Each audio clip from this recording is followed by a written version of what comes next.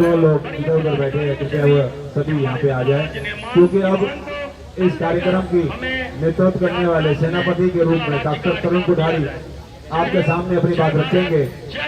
सभी को मौका दिया है, तकरीबन सभी लोगों ने अपनी बात रख ली है। अब डॉक्टर तरुण कोठारी जी से अनुरोध करेंगे कृपया वह अपनी बात रखें। उनकी यही विशेषता है कि वह सभी को बोलने का मौका देते हैं। मंच बनाया है आप सभी के लिए बनाया है, अपने लिए नहीं बनाया, ताकि आप लोग अपने मन की बात को कह सकें। और जो भाई इस आवाज को सुन रहे हैं, यदि वह भी इस आंदोलन से संबंधित अपने देश को बचाने के लिए, अपने परिवार को बचाने के लिए, इस वैक्सीन के षड्यंत्रकारी प्रोग्राम से बचने के लिए, इस न्यू वर्ल्ड ऑर्डर को जानने के लिए जागरूक है, वह कृपया जुड़ सकते हैं व्हाट्सएप ग्रुप के द्वारा इत्यादि, यूट्यूब के द्वारा। यूट्यूब पर आप डॉक्टर तरुण कोठारी को आप सर्च कर सके, सुन सकते हैं, जो लगातार बोलते हैं। आपने एक महामानव के बारे में सुना होगा, जो लगातार फोन पर आपको बोलते रहता था रिंगटोन के माध्यम से कि भैया वैक्सीन वैक्सीन वैक्सीन। तो वैक्सीन का दुष्प्रभाव आज वो नजर नहीं आता कि जो वैक्सीन से नौजवान युवकों की मौत हो रही है, खिलाड़ियों की मौत हो रही है, हमारे देश के वीर जवान जो कि सैनिक है उनकी मौत हो रही है। वह डॉक्टर जो दूसरों की जान बचाते हैं वे भी एकदम से हार्ट अटैक से मर रहे हैं, क्योंकि वैक्सीन का असर सभी के अंदर आ रहा है, आएगा, रुक नहीं सकता। तो डॉक्टर तरुण कोठारी कृपया मंच संभाले। धन्यवाद। एक जोरदार ताली जरूर आप प्लीज। एक बार जोर से नारा लगाएं मेरे साथ। वंदे मातरम, वंदे मातरम, भारत माता की जय। जो भी भाई लोग सुन रहे हैं और इधर उधर कुछ चाय पीने गए या पानी पीने गए, एक बार इस तरफ आ जाएं ताकि बात शुरू करें। प्रोटेस्ट की लगातार श्रृंखला चल रही है और आप लोग देख रहे हैं कि आज ये चौथा प्रोटेस्ट है हमारा इन्हीं मुद्दों के ऊपर। पहले 11 मुद्दे थे, अब बढ़ के 14 मुद्दे हुए हैं। 30 अप्रैल, 4 जून, 16 जुलाई और आज ये 27 अगस्त का ये प्रोटेस्ट। ये प्रोटेस्ट क्यों किए जाते हैं इसको समझना आवश्यक है। और जब हम लोगों से बात करते हैं कि न्यू वर्ल्ड ऑर्डर, तो लोगों को समझ में नहीं आता कि न्यू वर्ल्ड ऑर्डर मतलब क्या।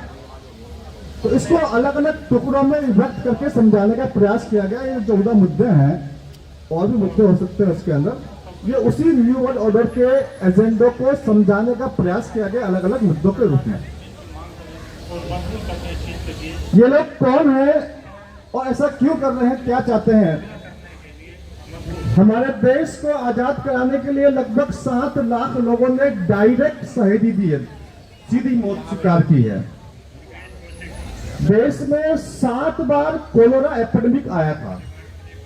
कोलेरा एपिडेमिक जब अंग्रेजों की सरकार थी देश के अंदर, तब कोलेरा एपिडेमिक 1, 2, 3, 4, 5, 6, 7 लगातार 100 वर्षों तक 7 एपिडेमिक चले। और उस 7 एपिडेमिक के अंदर देश का कम से कम 30-35 करोड़ लोग उस समय अंग्रेजों ने मारे हमारे देश के अंदर, उस झूठे एपिडेमिक के अंदर। आप लोग समझने का प्रयास कीजिए, ये कौन ताकते हैं? क्या आपको जानकारी है कि अमेरिका के अंदर कितने नेटिव अमेरिकन को मारा है? कोई बता सकता है? क्या आप में से कोई बता सकता है कि अमेरिका में नेटिव अमेरिकन कितने मारे गए? है किसी के पास जानकारी? कोई हाथ खड़ा करके बता सकता है मुझे? अमेरिका के अंदर 9 करोड़ नेटिव अमेरिकन मारे गए। कुछ 9.5 करोड़ कहते हैं, कुछ 10 करोड़ कहते हैं। 9 करोड़ नेटिव अमेरिकन को मारा गया। क्यों मारा गया? वहां पर यूके के लोग गए। ये जो इंग्लिश लोग हैं, इन लोगों को जब पॉपुलेशन बढ़ी तो इनको अपनी जनसंख्या के लिए एक नए एटमॉस्फेयर की जरूरत थी, एक नई जगह की आवश्यकता थी। तो यूके के लोग कहाँ गए हैं? अमेरिका में गए। और वहां पर जब देखा, वहां पर जो माया सभ्यता थी, जो हमारी सभ्यता थी, जो हमारी सभ्यता के लोग थे, वहां 9 करोड़ लोगों को जान से मारा। आज वहां पर उस समय यह स्थिति थी कि लोगों को दफनाने के लिए जगह नहीं थी, तो मकान के अंदर डाल के ऊपर से रेत डाल दी गई। अमेरिका में जहां खुदाई करोगे वहां उनकी प्राचीन सभ्यता के कंकाल मिलेंगे। इतनी बड़ी बात आप लोगों से छुपाई जाती है। ऑस्ट्रेलिया के अंदर 98% नेटिव ऑस्ट्रेलियंस का सफाया कर दिया गया। कनाडा के अंदर भी यही हुआ और यही हाल अब वो पूरी दुनिया के अंदर करना चाहते हैं, हिंदुस्तान के अंदर भी करना चाहते हैं। अभी मेरी बात परसों हो रही थी, डॉक्टर शर्मा एक ऑर्थोपेडिक सर्जन है, मेरे बड़े अच्छे मित्र हैं और इस काल के दौरान मेरी उनसे मित्रता हुई, उन्होंने मुझे बहुत सी जानकारी दी। परसों मेरी बात चल रही थी, उन्होंने बोला कि डॉक्टर साहब कम से कम 50 करोड़ लोग इस दौरान 3-4 सालों में मारे गए हैं। जो दुनिया की आबादी 800 करोड़ के आसपास थी वो अब कम होकर 750 करोड़ हो चुकी है। इस हद तक हमें लगता है हम एक इंसान को मारते दुख होता है, हम तो लोग चींटी भी मारते तो सोचते हैं कैसे मार दी, अगर चींटी वाश बेसिन में घुस जाए तो हम उसको बाहर निकालने की कोशिश करते थे कि पानी में चल जाए। हम वो लोग हैं और वो ऐसे लोग हैं जिनके लिए मामूली बातें हैं 1 करोड़ 2 करोड़ का सफाया करना। इसलिए हम ये बात कर रहे हैं, सरकार से जो मांग कर रहे हैं 14 पॉइंट्स, ये 14 पॉइंट्स को मैं एक पॉइंट्स को मुश्किल से 30 सेकंड में ब्रीफ करने का कोशिश करता हूं कि ये मांगे क्यों मानी जा रही है। आखिर हम सरकार से बार बार जाके ये मांगे मानते, क्या मतलब इसके पीछे? देश की जनता को जागरूक करने का हमारा एक प्रयास होता है। लगातार हमारी बातों से, हमारे प्रयास से देश की जनता जागती है। इसके साथ साथ देश की जनता में एक विश्वास पैदा होता है कि अभी लोग मरे नहीं है, अब इस देश में लोग जिंदा है जो अपने हक की आवाज को उठाना चाहते हैं, उठाते रहते हैं। लॉकडाउन जब अंग्रेजों की सरकार थी तो एक बार लॉकडाउन लगा था देश के अंदर और उस समय अंग्रेजों की सरकार ने जहां जहां लॉकडाउन लगाया गया उन व्यापारियों को होने वाले नुकसान की भरपाई की थी। यानी कि कानूनन तरीके से लॉकडाउन लगाया गया तो लोगों को जो नुकसान हुआ उसकी भरपाई हुई। उसी कानून के अंतर्गत जब लॉकडाउन आज की तारीख में लगा है तो आज भी जो लोगों को जो नुकसान हुआ है उसकी भरपाई होनी चाहिए। दूसरी बात मैंने बताया आपको कि वैक्सीन से जो मौतें हुई है, पूरे हिंदुस्तान के अंदर कम से कम 3 करोड़ लोग मारे गए, ऐसा आंकड़ा आ चुका हमारे पास में। 3 करोड़ लोगों की वैक्सीन से मौतें हुई है। उनके परिवार वालों को मुआवजा मिलना चाहिए ताकि सरकार के ऊपर एक प्रेशर पड़े। जब करोड़ों की संख्या में लोग जाकर के सरकार से मुआवजा मांगेंगे तो सरकार आने वाले समय में कोई भी एक्शन लेने से पहले 10 बार सोचेगी कि अब यार इतने सारे लोग खड़े हो जाएंगे। जो अंग्रेजों ने हमारा जो पैसा जो लूटा था, जो ईस्ट इंडिया कंपनी से लेकर के जो ब्रिटिश गवर्नमेंट का शासन चला, जो $400 ट्रिलियन जो पैसा हमारा लूटा गया, इस पैसे को वापस लाने की सरकार की जिम्मेदारी है। और दूसरी बात जो है, स्विस बैंक में जो हमारा 1000 लाख करोड़ पड़ा हुआ है, इस पैसे को यदि हम वापस लेके आते हैं तो भारत की जनता को 585 वर्ष तक 1 भी रुपए का इनकम टैक्स, 1 भी रुपए का जीएसटी नहीं देना पड़ेगा। ये इतना पैसा है, हमारा पैसा है जो विदेशों में पड़ा हुआ है। ये पैसा हमारे देश में आ गया तो मैं ऐसा नहीं कह रहा हूं कि इस पैसे को लाकर जनता में बांट दीजिए। वो इतना पैसा है कि 585 ईयर्स तक हमें 1 भी रुपया इनकम टैक्स, 1 भी रुपया जीएसटी नहीं देना पड़ेगा। अभी हमारे बीच में रविंद्र भाई ने एक बड़ी अच्छी बात बताई और रणवीर जोन जी ने बताई किस प्रकार से रुपए की वैल्यू जो डिवैल्यूट की गई है। कानून के हिसाब से, नियम के हिसाब से हर चीज का गोल्ड स्टैंडर्ड होता है। गोल्ड स्टैंडर्ड, रुपये का भी गोल्ड स्टैंडर्ड है। बगैर गोल्ड स्टैंडर्ड से कोई करेंसी नहीं चलती है। और सिंपल सी बात है कि जब ये रुपया लाया गया तब जो गोल्ड स्टैंडर्ड था वो था मोहर।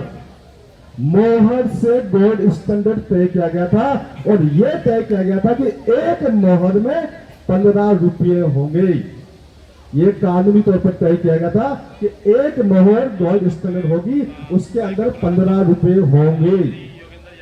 ये कानूनी तौर पर तय किया गया था और उसके हिसाब से जो आंकड़ा बनता है, जो भाई लोग जो बता रहे हैं, वो उसके आसपास ही बनता है। वही 1 रुपए की जो वैल्यू है 4700 रुपये, 600 रुपये, 800 रुपये, उसके आसपास ही बनता है। यानी कि जो गोल्ड स्टैंडर्ड तय किया गया था उसी हिसाब से यदि बात करें तो हमारे रुपये की जो डिवैल्यूशन हुई है वो अब तक 4700 गुना डिवैल्यूशन हो चुकी है हमारे पैसे की। इसलिए हम ये कहते हैं कि बार बार हमारा जो पैसा है, जो पैसा गोल्ड के रूप में बाहर गया है, जो लूट की हुई है हमारी, वो गोल्ड, चांदी, हमारे बहुत सारे ऐसे रत्न होते हैं जिनके नाम भी आप लोगों ने साथ नहीं सुने होंगे, उन रत्नों के फॉर्म में जो पैसा बाहर गया है उसी फॉर्म के अंदर पैसा वापस देश के अंदर लाया जाए और देश की जनता को जो अनाप शनाप टैक्स लगा रखा है ना, 30% इनकम टैक्स, उसके ऊपर सेस कुल मिला के 44% टैक्स, और उसके बाद में जीएसटी, उसके बाद में आपके पास में आपने मकान परचेज किया तो उसका टैक्स, ये सब मिलाकर के 98% टैक्स तक बन जाता है। तो आम इंसान से टैक्स की चोरी करता है। अगली जो बात करेंगे, जो मठ और मंदिर की जो बात चल रही है, हमारे मठ और मंदिर को धीरे धीरे करके सरकारी नियंत्रण में लिया गया, क्योंकि हमारे मठ और मंदिर हमारी सिर्फ आस्था के केंद्र नहीं है, वो आस्था के साथ साथ वहां से हमारा विश्वास पैदा होता है, और वहां से जो जानकारी मिलती है हमें, वहां से जो एक पूरे देश की जनता को एजुकेशन मिलती थी। हमारे पास में जो गुरुकुल चलते थे वो कहीं न कहीं मठ और मंदिरों के दान से चलते थे। जनता मठ और मंदिरों को दान करती थी, उन दान से गुरुकुल चलते थे, वो एक एक करके गुरुकुल बंद किए गए। वो मठ और मंदिर आज सरकार के नियंत्रण में है, और कम से कम 3 लाख, और सरकार को इससे आमदनी होती है 3 लाख करोड़ की। 3 लाख करोड़ की आमदनी सरकार को मठ और मंदिर, जिसपे टैक्स देने के बाद जो पैसा हम डालते हैं उससे होती है, और सरकार कहीं कुछ खर्चा भी कर देती है। तो वो जो पैसा है हिंदू समाज अपने उत्थान में करे, अपने प्रचार प्रसार के अंदर करे, अपने चिकित्सालय खोले, अपने शिक्षा तंत्र खोले, उसके लिए प्रयोग होना चाहिए। अभी आपके सामने अगला पॉइंट जो है, आपके सामने 10 वर्ष से ऊपर के जो डीजल के वाहन और 15 वर्ष से ऊपर के जो पेट्रोल के वाहन की जो बात चल रही है। अभी हमारे साथ में एक साथी बैठे हुए थे, बता रहे थे कि किस प्रकार से मैं बताता हूँ कि जो मेरी गाड़ी है वो मुश्किल से 1 साल में 5000 किलोमीटर चलती है, और मेरी जो बाइक है वो तो मुश्किल से 1000 किलोमीटर भी नहीं चलती, कभी कभी बॉम्बे चल रही है।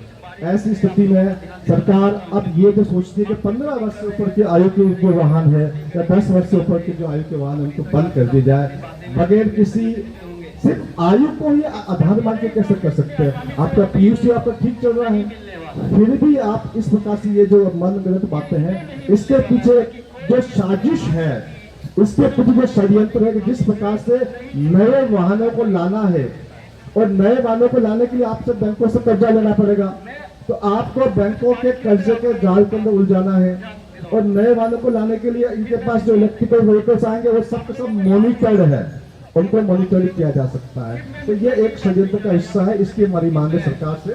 हालांकि ये जो मांग है धीरे धीरे सरकार के स्तर पर भी इस पर बात होने लगी है।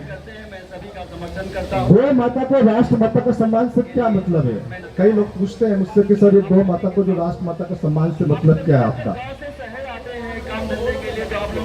जिस प्रकार से आप लोगों ने सुना होगा कि हमारा राष्ट्रीय पक्षी होता है, कौन सा राष्ट्रीय पक्षी हमारा? राष्ट्रीय पक्षी मोर है। यदि राष्ट्रीय पक्षी की मृत्यु हो जाए तो क्या करते हैं? उसको कैसे दफनाया जाता है तो बताएगा? उसको सम्मानजनक तरीके से तिरंगे में लिपट करके फिर दफनाया जाता है, क्योंकि वो राष्ट्रीय पक्षी है। यह उसका सम्मान है। अगर दो को राष्ट्र माता घोषित किया जाएगा तो उसका सम्मान कितना ऊपर होगा। यह एक सम्मान की बात है। जब राजीव भाई से किसी ने पूछा तो राजीव भाई ने बताया कि जब गौ माता की जब मृत्यु हो जाए तो क्या करना चाहिए, क्या उसको किसी को दे देना चाहिए? तो राजीव भाई ने बताया कि जब गौ माता की मृत्यु हो जाए तो उसको खड्डा खोद करके विधिवत तरीके से सम्मानजनक तरीके से दफनाना है, और दफनाने के बाद उसके ऊपर एक पेड़ लगाना है। वो जो पेड़ लगाया जाएगा वो पेड़ जो है अधिक फलदायी होगा और लंबे समय तक फल देगा। तो ये हमारी एक मांग है कि गौ माता को राष्ट्र माता घोषित किया जाए। देश में आपको जानकारी होगी जब हिंदुस्तान आजाद हुआ तब 100 करोड़ गायें थी। आज कितनी गायें हैं? कोई बताएगा आज कितनी गायें हैं? आज देश में 9 करोड़ गायें हैं। तो जो 100 करोड़ गाय जितना दूध देती थी तो 9 करोड़ गाय कितना दूध देगी? 10%। तो 90% दूध तो मार्केट में नकली है। तो आपको हमको नकली दूध पिलाया जाता है, बता करके जो दूध पीजिए ये असली दूध है। असली नहीं है, उसके अंदर केमिकल्स मिलाए जाते हैं, उसके अंदर पाउडर मिलाया जाता है, वो दूध जैसा है, दूध नहीं है। अच्छा, जब 1947 की बात कर रहे हैं तो देश की जनसंख्या 45 करोड़ की, अब कितनी है? 140 करोड़। तो इसका मतलब दूध का जो खपत है वो 3 गुना बढ़ गया है। तो कुल मिलाकर के 98% दूध जो है वो मार्केट पर नकली है। वो केमिकल से बना हुआ है, पाउडर से बना हुआ है, जो हम सब लोग मजबूरी में पीते हैं। अब उस केमिकल वाले दूध से पीने से हमारे शरीर में जो तो आमतौर की जो बीमारी होती है, यदि गौ माता की मिट्टी रुकेगी तब जाकर के जो गोवंश बढ़ेगा, तब जाकर के हमको शुद्ध दूध मिलेगा। अभी आपके सामने एक बात इन लोगों ने रखी है, कॉकरोच मिल्क। सुना है किसी ने? Cockroach milk. अभी आपके सामने एक बात आ रही है कि cockroach milk is super food. वैज्ञानिक बताया कि कॉकरोच का जो मिल्क है एक विशेष तरह की कॉकरोच की प्रजाति है जो अमेरिका में पाई जाती है। सिर्फ वो प्रजाति का जो मिल्क निकलेगा वो सुपर फूड है, वो आपको खाना है। अभी एक बात सामने आ रही कि लेब मिल्क, दुनिया की अधिकांश कंपनी लेब मिल्क कंपनी में इन्वेस्ट कर रही है, यानी कि लेब में मिल्क बनेगा और वो मिल्क आपको सप्लाई होगा, वो केमिकल से बनकर 200%। और वो आपसे बताया जाएगा कि वो जो मिल्क है वो सबसे अच्छा मिल्क है, और जो हमारा जो गाय का मिल्क है वो इन्फेक्टेड है, उसमें गाय की बीमारी आ गई है, तो आप लोग धीरे धीरे उस तरफ डाइवर्ट हो जाएंगे। तो ये बहुत बड़ा मल्टी बिलियन मार्केट है, इसकी वजह से ये काम इसके ऊपर चल रहा है। तो क्या ये लोग 20,000 भ्रष्टाचार को रोकने के लिए चुनाव चिन्ह की बात हमारे सामने सक्षरा जी है, बड़ी अच्छी तरह समझाया इस बात को किस प्रकार से कि एक जो नए लोग जो इलेक्शन लड़ते हैं उन्हें 10 दिन पहले 15 दिन पहले एक इलेक्शन सिंबल दिया जाता है, और जो पुराने लोग हैं वो लगातार कई वर्षों से उसी सिंबल पर लड़ते आ रहे हैं। किसानों को एमएसपी की गारंटी, तो किसानों की आत्महत्या दर सबसे अधिक होती है, क्योंकि उनको जो फसल होती है कई बार फसल ज्यादा हो जाती है तो फेंकना पड़ता है, या उसके ऊपर जो है बाजार में रेट उनको कम मिलती है। इसलिए इनके लिए जो अभी एमएसपी की बात की है ये हमने इसलिए की है। ईवीएम चुनाव प्रणाली की समीक्षा, उस मुद्दे को समझने की आवश्यकता है। ईवीएम की जो चिप है वो 3 देशों में बनती है, एक जापान में, एक जर्मनी में, एक यूएस में। ईवीएम की चिप 3 देशों बनती है, जापान, जर्मनी और यूएस, और तीनों ही देश अपने यहाँ पर इलेक्शन में ईवीएम का प्रयोग नहीं करते। जापान भी नहीं करता, जर्मनी की सुप्रीम कोर्ट ने बैन लगा दिया है, और यूएस जो है अपने यहाँ पर इलेक्शन जो वोटिंग सिस्टम है ईवीएम से नहीं करता है। हमारे देश का जो कानून जो कहता है उस कानून के हिसाब से ईवीएम मशीन का प्रयोग कहीं कहीं किया जा सकता है, कुछ चुनिंदा लोकसभा में या चुनिंदा विधानसभा में ईवीएम का प्रयोग किया जा सकता है, वो भी इलेक्शन कमीशन को बताना होगा कि क्यों। पूरे देश में सभी लोकसभा पे और पूरे देश में सभी विधानसभा पे ईवीएम का चुनाव कराना गैर कानूनी है, गैर संसदीय है। संसद ने ऐसा कोई कानून पारित नहीं किया है, इसलिए सरकार से मांगे कि इस पूरे सिस्टम पे जो है समीक्षा की जाए। सेंट्रल बैंक डिजिटल करेंसी आप लोगों के सामने है, किस प्रकार से मनी कंट्रोल, माइंड कंट्रोल और बिहेवियर कंट्रोल, 3 प्रकार कंट्रोल मैकेनिज्म है। मनी कंट्रोल जो करने के लिए आपके पास में ये बैंक की जो करेंसी जो आगे चुकी है, पहले तो नकली नोट दिया आप लोगों को, अब उसके ऊपर से ये आपका जो डिजिटल करेंसी जिसमें सिर्फ डिजिट्स आएंगे आपके खाते में, आपके खाते में डिजिट्स ट्रांसफर हो जाएंगे, आपको लगेगा कि हाँ डिजिट्स तो आ गया है। लेकिन यदि आपने प्रोटेस्ट बहुत ज्यादा किया है, सरकार को मालूम चल गया आप तो बहुत ज्यादा प्रोटेस्ट करते हैं, तो आपका लेन देन ब्लॉक कर दिया जाएगा। आपको मालूम चलेगा आप तो पेट्रोल पंप पे जाएंगे गाड़ी पर पेट्रोल भरवाने के लिए, उसी वक्त आपका जो है लेन देन ब्लॉक किया जा सकता है। सरकार के पास सब कुछ आपका नियंत्रण होगा। अभी आपके सामने सरकार ने 1000 के नोट बंद किए हैं, बाद में 500 के बंद किए जाएंगे, फिर 200 के बंद किए जाएंगे। ये सब नोट बंद करके आपको फोर्सफुली डिजिटल करेंसी के लिए मजबूर किया जाएगा, ताकि आपके मनी को वो कंट्रोल कर सके। मनी कंट्रोल, माइंड कंट्रोल आपके मीडिया के माध्यम से होता है। मीडिया आपके सामने बार बार फ्लैश करती है एक ही बात को, आपके टूथपेस्ट में नमक है तो आपका टूथपेस्ट खराब है। आज के 40 साल पहले ऐसे मीडिया में खबरें, जो अखबार में मीडिया में विज्ञापन आते थे कि आपके टूथपेस्ट में नमक है तो खराब है, तो आप लोगों ने बगैर नमक वाला टूथपेस्ट खरीद लिया। अभी ये मीडिया में आ रहा है कि आपके टूथपेस्ट में नमक नहीं है, नमक होना चाहिए। अभी मीडिया में ये विज्ञापन चल रहा है, तो आपको हर तरीके से बेवकूफ बनाया जा रहा है। आपकी अच्छी आदत भी आपको छुड़ाई जा रही है, आपको मीडिया के माध्यम से ऐसा एजुकेट किया जा रहा है कि आपको लगता है बस यही सही है, बाकी सब गलत है। कल रात को मेरा दोस्त है दुबई के अंदर है, उससे मेरी चर्चा चल रही थी व्हाट्सएप के साथ में। जब मैंने अपना एक वीडियो बनाया था कि ये जो मून मिशन पे एक वीडियो बनाया था मैंने अपनी बात को, वो बड़ा नाराज हो गया मुझके साथ। अरे यार ये वीडियो क्यों बनाया तुमने? तो मैं आप लोगों से एक सवाल पूछना चाहता हूँ। मैं आपसे एक बात कहता हूँ कि मैंने दिल्ली के पालम हवाई अड्डे से अपना प्लेन उड़ाया और मैं अपने गांव में जाकर लैंड करता हूँ। दिल्ली के पालम हवाई अड्डे से मैंने अपना प्लेन उड़ाया और मैंने अपने गांव में जाकर लैंड किया। तो आप लोग क्वेश्चन नहीं पूछोगे भाई लैंड कैसे किया, वहां कोई रनवे है क्या? पूछोगे ना? अब वहां रनवे नहीं है, मैंने बोला सॉफ्ट लैंडिंग की, सॉफ्ट लैंडिंग, ठीक है जी। अब मैं बोलूंगा जी मैं वहां से अपना प्लेन वापस लगा पालन पर ले आया, तो आप पूछोगे भैया वहां पर कौन सा रनवे बना हुआ है जो पालन पर ले आया? तो आप समझिए कि नासा ने मून मिशन पे इंसान भेजे और उन इंसान को वापस लेके भी आ गए। यहां से बेचने के लिए कितना तंत्र चाहिए होता है, तो वहां पर कोई तंत्र नहीं है। तो इस बात को समझाने की जो हमने बात की थी, तो कुछ लोगों को जो लगता है, जो मीडिया एजुकेटेड है, जो मैं बात समझाना चाह रहा हूं, जो मीडिया ने बता दिया आपको, वो आपको सही लगता है, वो हमें सही लगता है। मीडिया बार बार वही चीज बताता है, तो मीडिया बताता है तो अच्छा डॉक्टर, अच्छा इंजीनियर फेल हो जाता है। कल रात को मेरे से काफी चर्चा हुई। तो ये मीडिया का जो एजुकेशन है, ये हमारा बिहेवियर कंट्रोल करता है, ये हमारा माइंड कंट्रोल करता है। हमें पता ही नहीं चलता कि क्या हो रहा है क्या नहीं हो रहा है। कैंपस के बारे में देखो, जितने भी हमारे साथी है सबको लगभग जानकारी है ना, लेकिन कुछ लोग नए हैं, उनको जानकारी नहीं है। वातावरण में केमिकल्स छोड़े जा रहे हैं, उसकी वजह से फसलें भी खराब हो रही है। और केमिकल्स के तमाम जो नुकसान है, केमिकल्स आज से नहीं, 1960 से केमिकल छोड़े जा रहे हैं। अब तो इनकी संख्या धीरे धीरे बढ़ती जा रही है। एक WHO हेल्थ ट्रीटी साइन होने वाली है और WHO कह रहा है कि ये पैंडेमिक हेल्थ ट्रीटी सभी देशों को साइन करनी पड़ेगी। और जिस दिन ये हेल्थ ट्रीटी साइन होगी, उसके बाद में भारत सरकार को WHO के तमाम निर्देशों को मानना आवश्यक होगा। आज तो जो लोग बैठे हुए सत्ता के अंदर, वो उन्हीं के एजेंट है, क्योंकि वो उन्हीं के एजेंट है, इसलिए उनकी बात मानते हैं।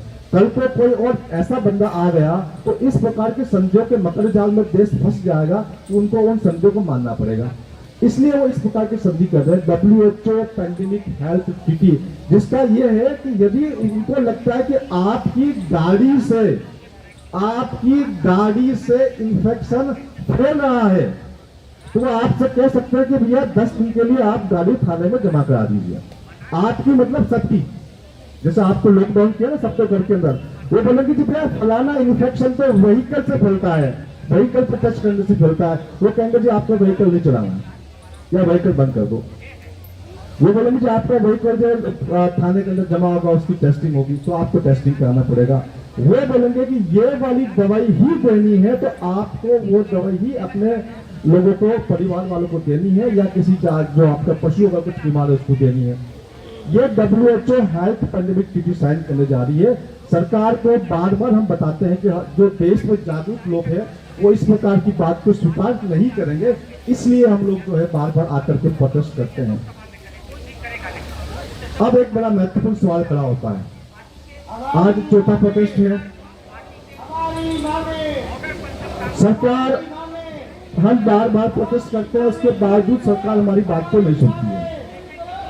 अभी तक आपने देखा होगा कि सरकार की ओर से कोई प्रतिक्रिया इस पर नहीं आई है। तो सरकार की ओर से प्रतिक्रिया क्यों नहीं आई? कि सरकार जानती है कि यह जो न्यू वर्ल्ड ऑर्डर का एजेंडा है, क्योंकि एक तरीके से समझाएंगे तो जनता को समझ नहीं आता, लेकिन जो अलग अलग शब्दों में समझाया जाता है, अलग अलग पॉइंट्स वाइज समझाया जाता है, तो ऐसी स्थिति में क्या करना होगा? सरकार हमारी बात को नहीं मानेगी, ये तय है। सरकार यदि बात नहीं मानती तो हम क्या करें? आप मुझसे कोई बता सकता है खड़ा करके कि हमें क्या करना चाहिए?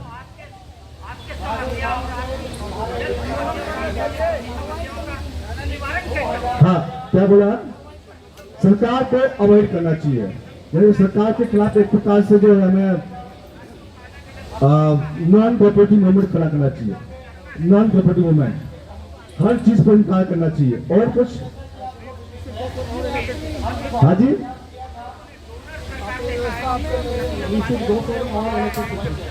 तो जो पास में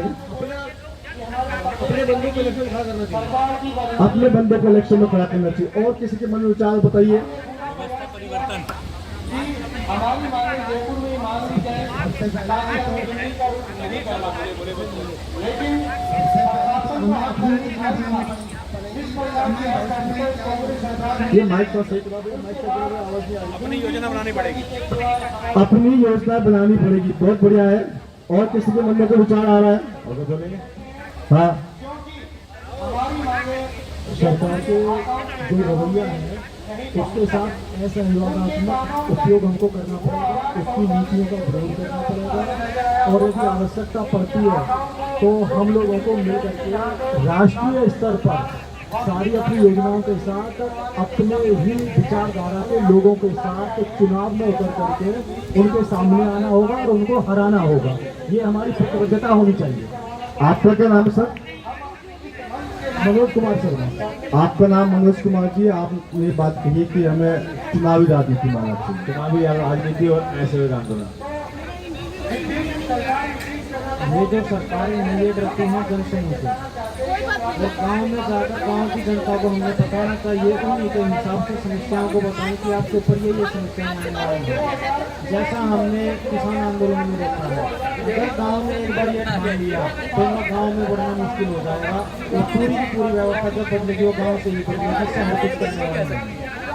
बिल्कुल ठीक है। आप कुछ नहीं देखिए, करेंगे। मेरी बात को समझिए। ये हम लोग आपस में एक साथ में आपस में चर्चा कर रहे हैं। ऐसा कुछ नहीं कोई मैं बोलूंगा तो मैं ही बोलूंगा, हम चर्चा कर सकते हैं इसके ऊपर। रविंद्र भाई ने एक बात बताई कि जो भारत आज भी भारत गाँवों में रहता है। आज भी 60 से 70% जनसंख्या गाँव के अंदर रहती है और आज भी गांव काफी हद तक सेल्फ सफिशिएंट है। ऐसी स्थिति में अगर गांव तक मैसेज पहुंचाया जाए और गांव के एक एक बच्चे को जागरूक बनाया जाए, बहुत अच्छी बात बताइए। नेक्स्ट। इसमें सबसे पहले मैं जो समझता हूँ वो ये है कि आज हमारे देश की जनता आंतरिक शक्तिहीन हो चुकी है। जब तक हमें उन्हें आंतरिक शक्तिहीन शक्ति से मजबूत नहीं करेंगे, क्योंकि मैं ग्राउंड पे जाके देखा है, और भैया माइक चालू कर दो, कहाँ जाना है? जमीन पे जाके देखा है, जिसके अंदर शक्ति की होगी वो शक्ति की कभी लड़ाई नहीं लड़ सकता, चाहे वो 1 लाख हो, 1 करोड़ 10 करोड़ हो। हम चाहे जो भी योजना बनाए, वो योजना पहले हमें उस शक्ति को पहचानना पड़ेगा। वो चीज़ क्या है, उस चीज़ से लड़ने के लिए हमें करना क्या है, क्योंकि कल के दिन अगर ये जनता पे कोई नुकसान होता है इसका जिम्मेदार कौन रहेगा। हालांकि हर किसी ने कहा था कि हमारी जान जाके भी अगर देश के लोगों को जागृत हो जाए तो हम उसके लिए भी तैयार है। लेकिन मेरा अपना मानना है कि जान मैं कभी जान नहीं दे सकता। ठीक है, आपकी बात हो गई। अब नेक्स्ट ये आप ठीक है, अपनी बात बताइए, आप क्या चाहते हैं? नेक्स्ट जी। मैं सिर्फ इतना कहना चाहता हूँ कि हम लोग जितने भी यहाँ पर क्रांतिकारी वाले लोग हैं, विभाग में जाकर इसी तरह से अपना आंदोलन सड़कों पर भी दिखाएं तो शायद जुड़ जाएं। अमित जी ने एक सुझाव दिया है कि आंदोलन को सड़कों पर लाया जाए। हाँ, आंदोलन सड़क पे भी चलना चाहिए, जंतर मंतर पे भी चलना चाहिए, अलग अलग इंटरनल मीटिंग्स भी होनी चाहिए। बिल्कुल ठीक। हाँ जी, मैं ये चाहता हूँ कि आप पूरा दिन अपना देखें और उन सरकारों की अपनी निर्भरता ही खत्म कर दें जितना हो सके। कहाँ पे आप फ्री में, कोई चीज हमको फ्री में नहीं चाहिए, हम स्वयं अपना कमाई कर सकते हैं। एक पैरेलल व्यवस्था बनाएंगे उसकी और वो उसमें काम लग जाए। तो हमको ये करना है कि सरकारों पे निर्भरता ना के बराबर कर दे। जब हम हमारी निर्भरता ही कम कर देंगे, हमको सरकार से कुछ नहीं चाहिए, तो सरकार आपका कुछ नहीं उखाड़ पाएगी। बहुत अच्छी बात है। सरकार के ऊपर से जितनी निर्भरता कम होगी। अभी मैंने आपसे एक बात बोली कि गांव थोड़े बहुत सेल्फ सफिशिएंट है, यानी कि गांव जो वो सरकार पर निर्भर कम है तो गांव पर भी बात कर सकते हैं। बिल्कुल ठीक है। बता दिया जिसकी बात यही है कि ये जनता सरकार को सरकार मानना भूल जाते, सरकार अपने आप को पे आ जाएगी। जब मल्टीनेशनल हजारों क्रिप्टो करेंसी भारत में चल रही है, जब मल्टीनेशनल क्रिप्टो करेंसी चल सकती है, तो भारतवर्ष के 766 जिले UPI 1 to UPI 766 को नहीं चला सकते। इनको दे दीजिए, मदन मोहन जी को दे दीजिए, आप अपनी बात रखेंगे। मेरा ये मानना है, संक्षिप्त में बताइए आप क्या चाहते हैं? चलो मेरा ये मानना है कि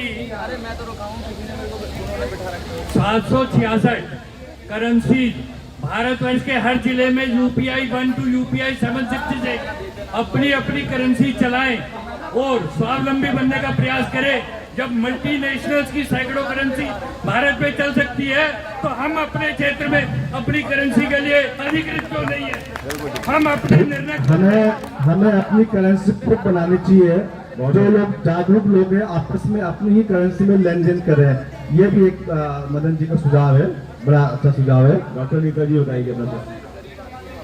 मैं बहुत ही सहमत हूँ। हमें अपने ऊपर ही ज्यादा ध्यान देना चाहिए। हम अपने तरीके से चीजों को सुलझाएं, ना कि सरकारों पर डिपेंड रहे। जिस प्रकार से जापान में होता है, वो लोग अपनी चीजों पे ही निर्भर हैं। वो कहीं बाहर से अपने यहाँ पे इम्पोर्ट नहीं रखते हैं। लेकिन इंडिया ही एक ऐसी कंट्री जो इम्पोर्ट करती है। अभी एवरी कंट्री से इंडिया इम्पोर्ट करती है। क्यों नहीं इंडिया अपना ही प्रोडक्ट बनाए, अपने ही लोगों के लिए बनाए और अपनी ही कंट्री में यूज करे, जिसकी वजह से हमें ये फायदा होगा कि सरकारें घुटनों पे आ जाएंगी और सरकारें जो कि झुकी हुई है दूसरी कंट्रीज के लिए, वो अपने भारत के लिए झुकेंगी, ना कि बाहरी लोगों के लिए झुकेंगी। धन्यवाद। हाँ ठीक है, डॉक्टर नीता ने बात बताई। शिमला जी एक मिनट बताइए जल्दी से, 30 सेकंड। हमें अपने जो सिस्टम बनाया है, जैसे डॉक्टर्स अपने रखे होंगे, जो उन्होंने विदेशी बनाए उनको तो इम्प्लीमेंट करना नहीं। ये जो बोलेंगे उससे उनका ही अमल करना होगा। हमें व्यवस्था का बिल्कुल जो ये इंस्ट्रक्शन डाले हैं उससे आप बिल्कुल अलग है। इनका आप माइंड ऑफ कंट्रोल करोगे। चलिए सभी लोगों ने अपनी बात बताइए, शिवराज जी बात बताइए। अच्छा, भारत की आजादी कैसे हुई? सभी लोग ध्यान से सुनिएगा, सभी लोग ध्यान से सुनिएगा। भारत की आजादी, मेरा जो सवाल सुनिएगा, भारत की आजादी में सबसे बड़ा योगदान किसका था? गाँव का। भारत की आजादी में, ठीक है, आप जो मैं कहना चाह रहा हूं, आपने देखा बहुत सारे लोग अपने अपने तरीके से आजादी की लड़ाई लड़ रहे थे। ये भी एक प्रकार से आजादी की लड़ाई है, अलग अलग तरीके से लोग इस बात को लड़ रहे हैं। भारत की आजादी में सबसे बड़ा योगदान था आजाद हिंद फौज का। नेताजी सुभाष चंद्र बोस उस फौज को लेकर के जब आ रहे थे ना, तब अंग्रेजों के हाथ पांव फूल चुके थे। इस फौज से कैसे लड़े? जब एक अनुशासित फौज लड़ती है तो दुनिया की कोई भी ताकत उसका सामना नहीं कर सकता। 5 लोग एक यूनिफॉर्म में, एक फौज की यूनिफॉर्म में तैयार हो जाए, सिर्फ 5 लोग वो 50 के ऊपर भारी पड़ेंगे हर कीमत पर। सबसे अधिक आवश्यकता है एक अनुशासित फौज बनाने की। इस देश के लिए, इस देश के जन कल्याण के लिए, भविष्य में देश फिर कभी गुलाम ना हो, इसके लिए एक ऐसी फौज बनाने की आवश्यकता है जो काम सुभाष चंद्र बोस जी पूरा छोड़ गए थे, उस काम को आज पूरा करने की आवश्यकता है। फौज में अनुशासन होता है और बगैर अनुशासन के कोई कार्य नहीं होता। ये ताकतें हमारी फौज का ये मतलब नहीं कि हम अपनी फौज से लड़ेंगे। हमारी फौज का मतलब अपनी जो मेन आर्मी है उसको सहयोग करेंगे, जहां भी जरूरत लगेगी उस आर्मी को सहयोग करेंगे। लेकिन देश के आंतरिक मामलों में 2 तरह के युद्ध होते हैं देश के अंदर, आप देख रहे हैं। एक युद्ध होता है सेनाओं के माध्यम से, अब एक युद्ध होता है छद्म युद्ध। हमारे देश में जो लॉकडाउन लगाया गया, जो लोगों को जो वैक्सीन लगाया गया, ये छद्म युद्ध हमारे देश के साथ चल रहा है। हमारे अभी आप देखेंगे कि 3 दिन के लिए देश, अभी दिल्ली के अंदर ये पार्शियल लॉकडाउन लगने वाला है। 3 दिन के लिए दिल्ली का एक एरिया है जो कि कोई सम्मेलन होने वाला है यहाँ पर G20 का, तो पूरा का पूरा ब्लॉक कर देंगे। ये वैश्विक षड्यंत्र है कि आपको बार बार ब्लॉक करके आपको बार बार टुवर्ड्स डिजिटल की तरफ, टुवर्ड्स कंप्यूटर की तरफ ले जाने की साजिश है। आप कितनी भी कोशिश करें, तो ये 2 तरह के युद्ध हैं। बाहरी युद्ध तो हमारी सेना लड़ लेगी, उसके लिए हमारी सेना सक्षम है, पर तो इस प्रकार से जो युद्ध लड़े जाते हैं उसके लिए मैं ये चाहूंगा कि एक सेना का निर्माण हो, एक आर्मी खड़ी की जाए देश के अंदर में। क्या आप लोग मेरी इस बात से सहमत हैं? सभी लोग ध्यान से सुनिए मेरी बात को। कौन कौन सहमत है इस बात से कि एक सेना बननी चाहिए, एक आर्मी बननी चाहिए? बताइए। जो लोग सुन रहे हैं, क्या बात?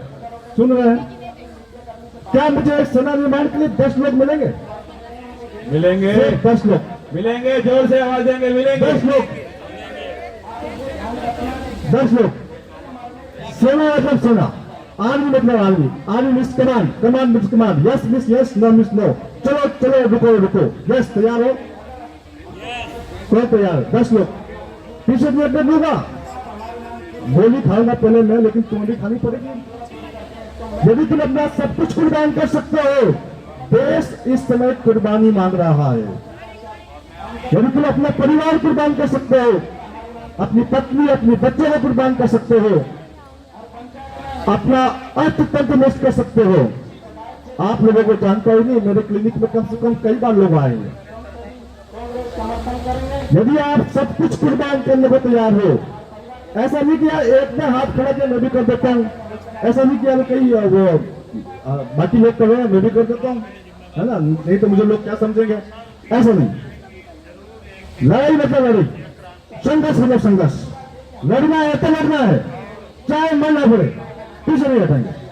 ऐसे लोग सिर्फ 10 लोग। अब हाथ खड़े कीजिए।